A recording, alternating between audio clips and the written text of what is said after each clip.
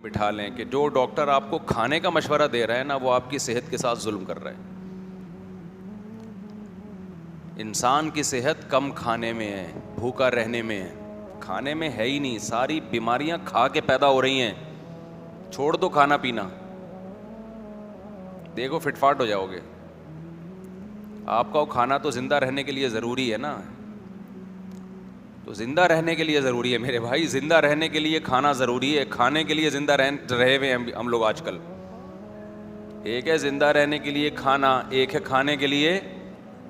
ہمیں تو کھانا نہ ملے تو مر جائیں ہم ٹینشن سے، وہ بھوک سے نہیں مریں گے. اس کا مطلب کھانے کے لیے زندہ ہیں. دیکھو جدید تحقیق ہوتی ہے نا، جدید تحقیق سے ثابت ہوا، جدید تحقیق سے ثابت ہوا. جدید تحقیق میڈیسن میں تو ہوتی رہتی ہیں، میڈیسن میں نئی نئی دوائیں آتی رہتی ہیں. پیناڈول بعد میں ایجاد ہوئی، پہلے نہیں تھی.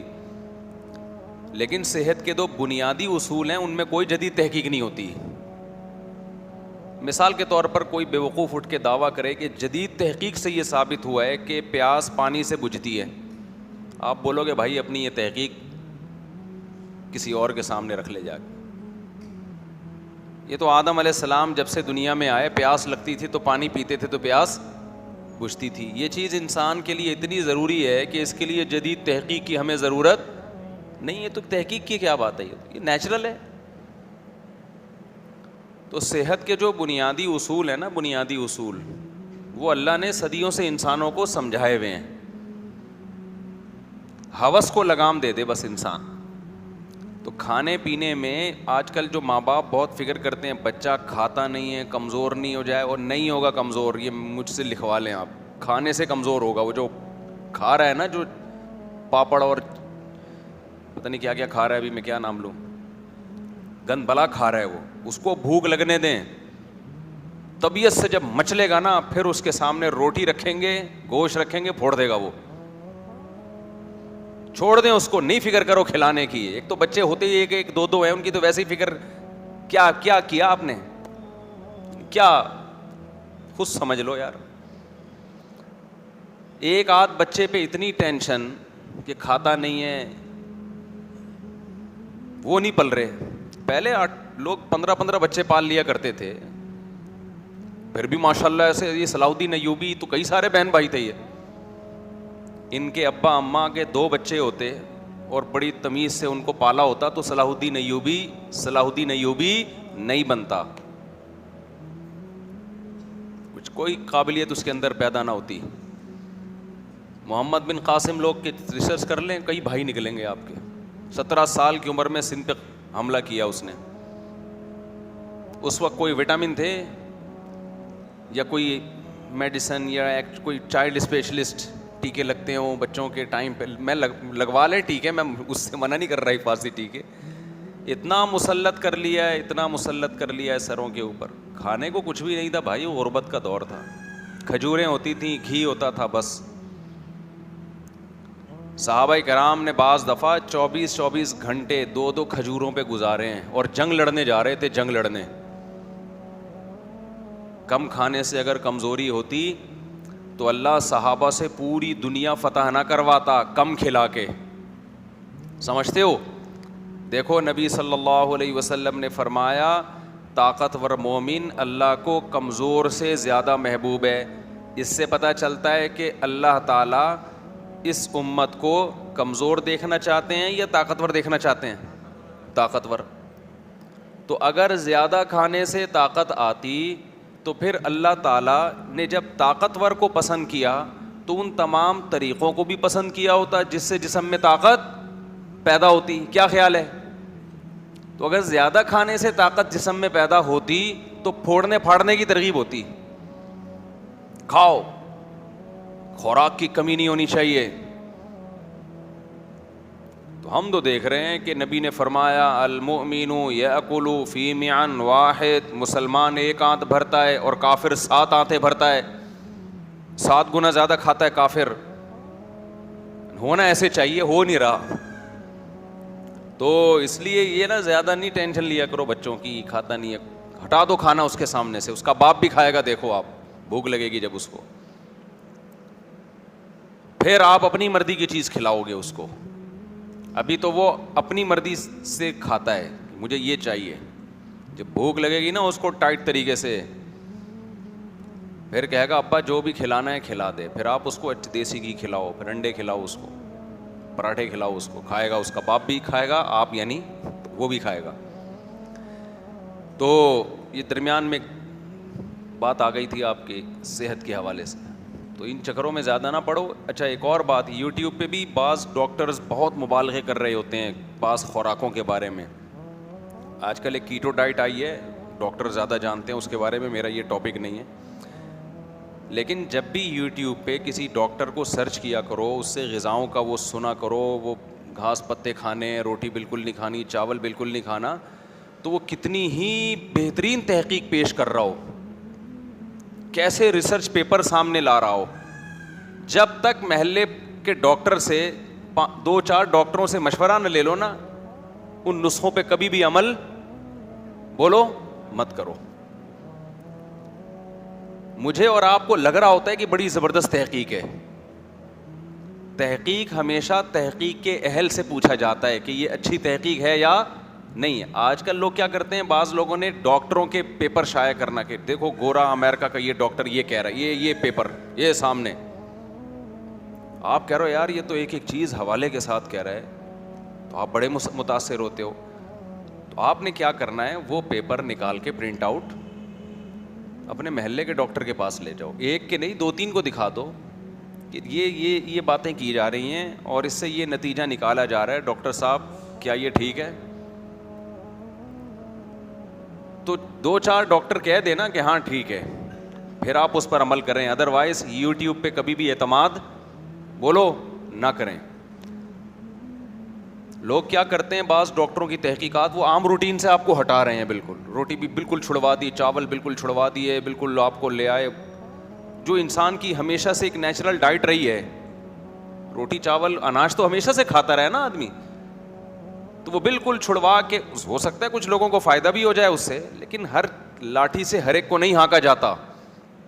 اور یوٹیوب پہ منجن بکتا نہیں ہے جب تک آپ 2 کی 4 نہ لگائیں اور مبالغہ آرائی نہ کریں. ابے مجھے ایک بات بتاؤ, کوئی بھی آدمی یوٹیوب پہ آ کے وہی بات کرے گا جو سب کر رہے ہیں تو منجن بکے گا؟ منجن ہی نہیں سمجھتے, انڈیا والے نہیں سمجھتے. انڈیا میں ابھی سعودی عرب جانا ہوتا ہے نا, تو وہ انڈین کہتے ہیں یہ منجن کیا بیچ رہے ہوتے ہیں, آپ بیٹھ کے بول رہے ہو تو منجن نہیں بکے گا. میں نے کہا یار یہ ہماری کچھ انڈیا والوں کی اصطلاحات ہیں جو ہماری سمجھ میں نہیں آتی.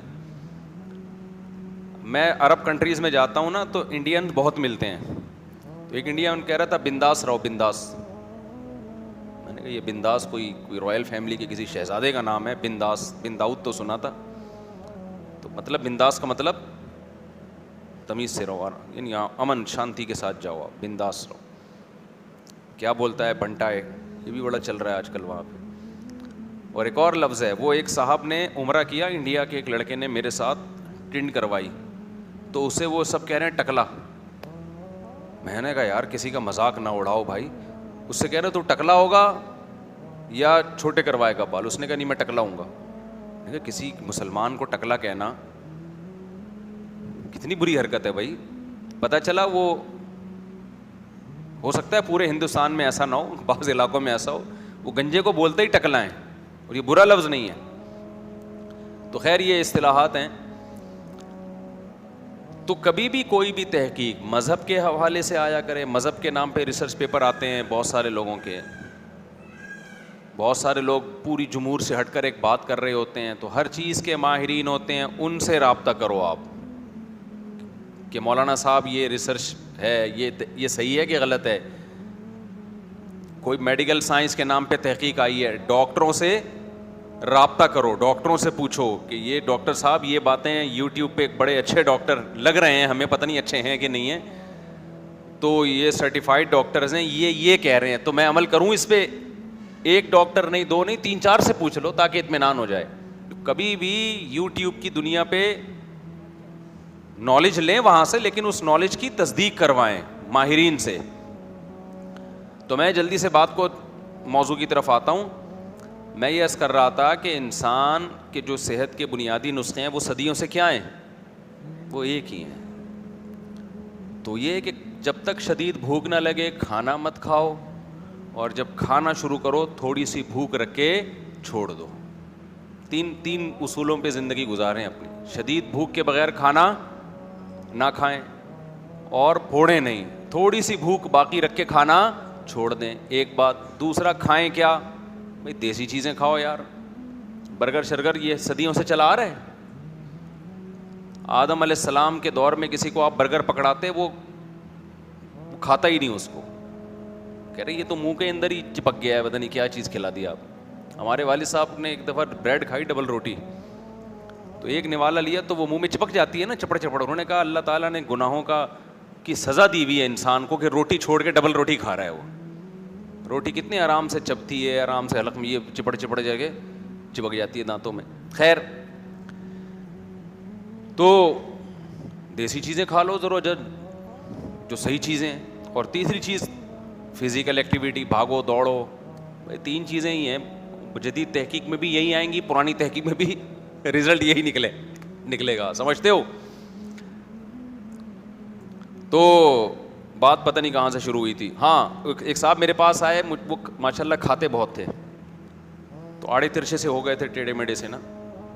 مجھے کہنے لگے آپ مجھے کچھ مشورہ دیں کہ میری صحت کیسے اچھی ہو جائے. میں نے ان سے کہا کہ دیکھو, جب کسی کو مشورہ دیا جاتا ہے نا تو بعض دفعہ اس مشورے میں مبالغہ آرائی کی جاتی ہے, سامنے والے کی حالت کو سامنے رکھ کے, کہ جب تک اس کو اس طرح سے نہیں سمجھائیں گے بات اس کی سمجھ میں نہیں آئے گی.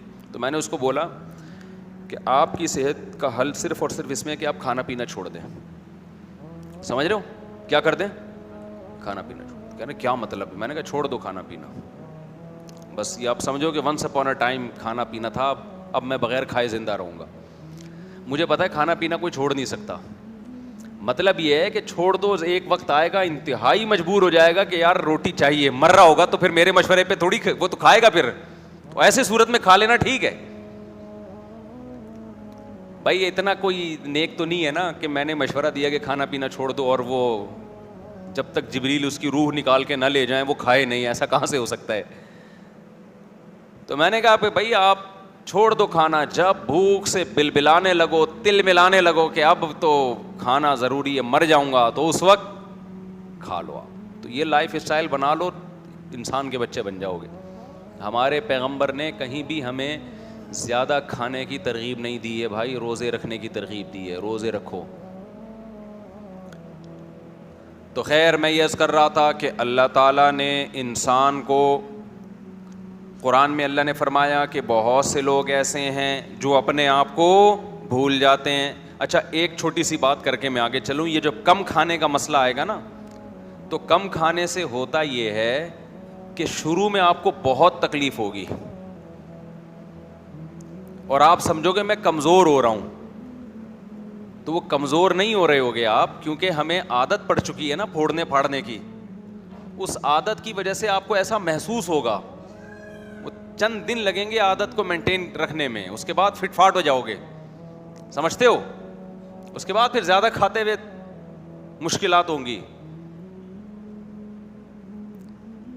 پھر زیادہ کھانے کا دل نہیں کرے گا. تو وہ عادت کی وجہ سے بعض چیزیں عادتاً کرتا ہے انسان.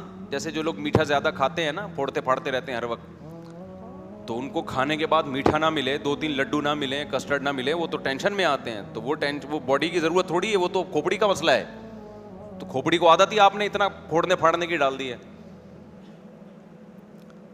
تو خیر, تو میں یہ عرض کر رہا تھا, قرآن کہتا ہے فانساہم انفسہم, کچھ لوگ ایسے ہوتے ہیں جو اپنے آپ کو بھول جاتے ہیں, اور آج کل میجورٹی ایسی ہے جو اپنے آپ کو بھول گئی. میں صحت کے حوالے اس لیے دیتا ہوں کہ دین تھوڑا مشکل سے سمجھ میں آتا ہے, اس کا نقصان ہوگا آخرت میں.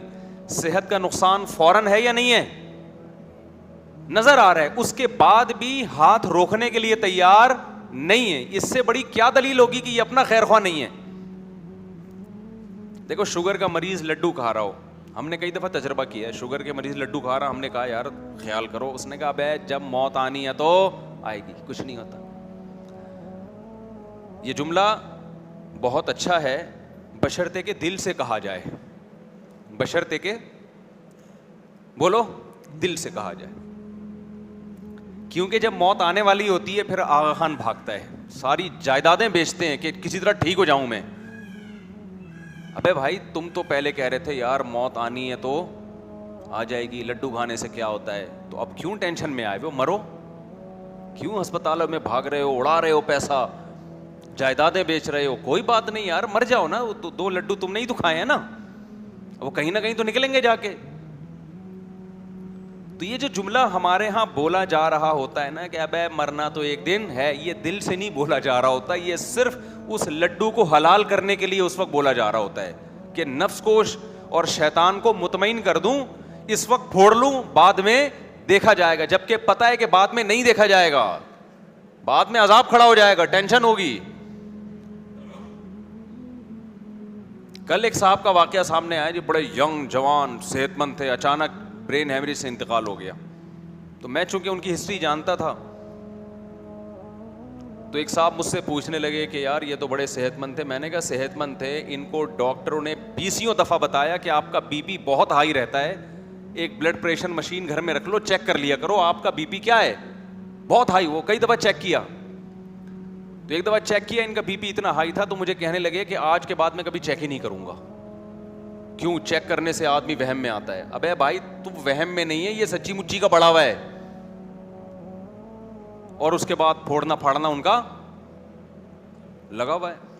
جب ان کو سمجھایا جاتا کہ بھائی تھوڑا احتیاط کریں, آپ بی پی کے مریض ہیں, آپ اپنی صحت کو نہ دیکھیں, ویسے آدمی جاندار ہوتا ہے لیکن بلڈ پریشر ایک الگ خاموش قاتل ہے. نہیں جی,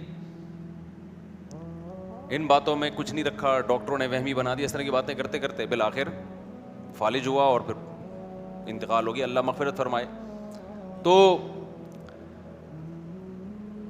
یہ جو ہے نا جملہ جو ہم کہتے ہیں کہ یہ بھی کھا لوں یہ بھی کھا لوں, اب جو ہونا ہوگا ہو جائے گا, یہ جملہ دل سے نہیں کہہ رہے ہوتے, کیونکہ ابھی اس کا نقصان دیکھا نہیں ہوتا.